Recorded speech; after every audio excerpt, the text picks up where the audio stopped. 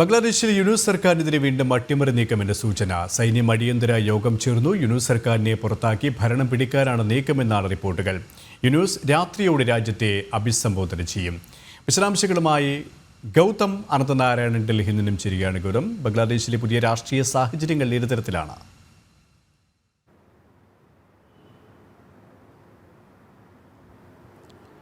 K P. Muhammad Younis സർക്കാരിൻ്റെ പതനം ഏതാണ്ട് അടുക്കുന്നുവെന്ന ലക്ഷണങ്ങളാണ് ബംഗ്ലാദേശിൽ നിന്നും പുറത്തു വരുന്നത്.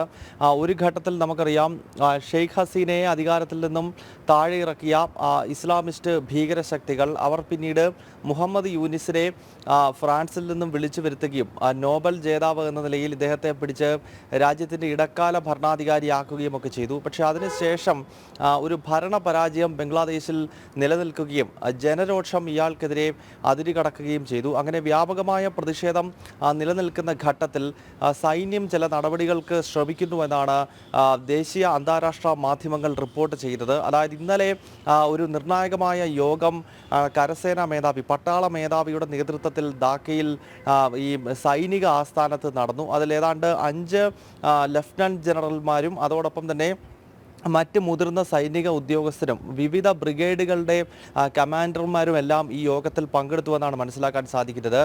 ഈ സൈന്യം ഉദ്ദേശിക്കുന്നത് ഒന്നെങ്കിൽ അടിയന്തരാവസ്ഥ പ്രഖ്യാപിക്കുക, അതായത് ഇതിനകം തന്നെ പ്രസിഡന്റിനോട് അടിയന്തരാവസ്ഥ പ്രഖ്യാപിക്കുവാൻ സൈന്യം നിർദ്ദേശിച്ചു എന്നാണ് ചില വാർത്തകൾ പുറത്തു വരുന്നത്. അതല്ല എങ്കിൽ സൈന്യത്തിൻ്റെ തന്നെ നേതൃത്വത്തിൽ ഒരു സർക്കാർ ബംഗ്ലാദേശിൽ രൂപീകരിക്കുക. അങ്ങനെ 2 വഴികൾ സൈന്യം തേടുന്നുവെന്ന് മനസ്സിലാക്കാൻ സാധിക്കുന്നു.